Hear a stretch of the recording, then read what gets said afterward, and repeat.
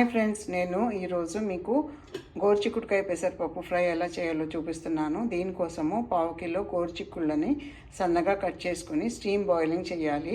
Steam boiling అంటే cooker అడుగున నీళ్లు పోసి దాని మీద ఒక గిన్నె పెట్టి అందులో ఈ గోరుచిక్కుడుకాయ ముక్కలు వేసి కొద్దిగా సాల్ట్ వేయాలి. నీళ్లు అస్సలు పోయకూడదు.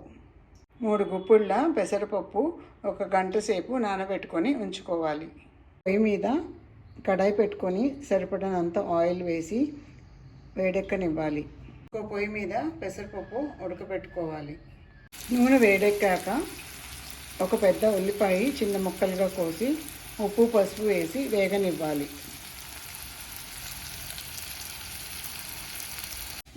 ఉడికిన గోరుచిక్కుడు ముక్కల్ని చిల్లుల గిన్నెలోకి వేయాలి. యాక్చువల్గా మనం వాటర్ పోయలేదు కాబట్టి ఎక్కువగా వాటర్ రావు, కానీ 1 or 2 డ్రాప్స్ ఉంటే కిందకు వచ్చేస్తాయి. ఇదిగోండి, ఈ కొంచెం వాటర్ వచ్చాయి. ఇప్పుడు మనము గోరుచిక్కుడుకాయ ముక్కలు ఉడకబెట్టుకున్న వాటర్లోంచి ఉల్లిపాయ వేగింది. ఇప్పుడు గోరుచిక్కుడుకాయ ముక్కల్ని వేసేద్దాం.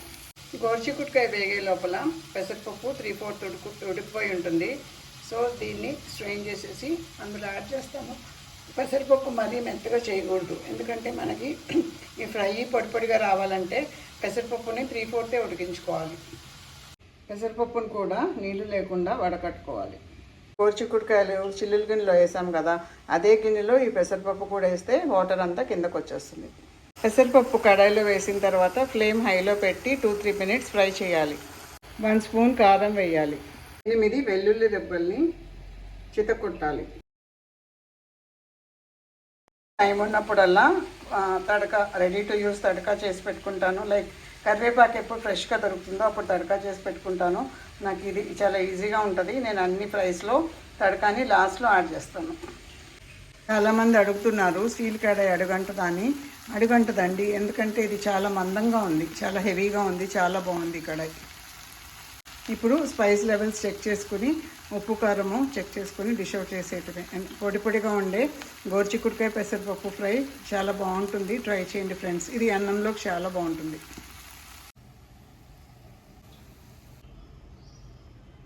మా కిచెన్ చాలా చిన్నది, మీరు రెసిపీ మాత్రమే చూడండి. చుట్టుపక్కల అన్నీ పడుతుంటాయి, వాటిని ఇగ్నోర్ చేయండి.